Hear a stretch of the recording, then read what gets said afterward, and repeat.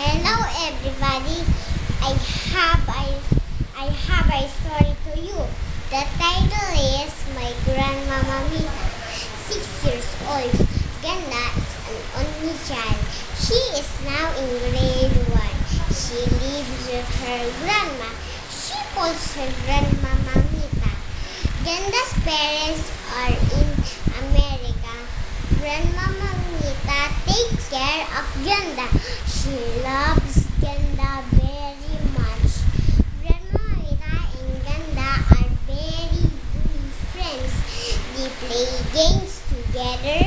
They watch TV together. They read books together. They do lots of things together. Every day, Grandma Mamita takes Ganda to school. Grandma and hugs Ganda. Afternoon, Grandma Mamita pick up Ganda from school. They walk home together.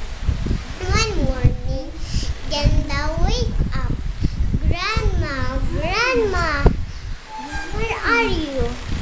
She runs into Grandma's room and into the kitchen, but Grandma is not there.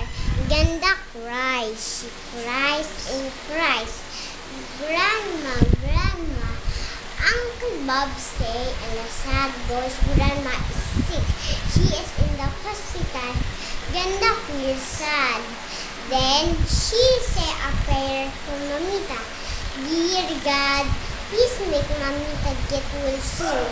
I love my Mamita.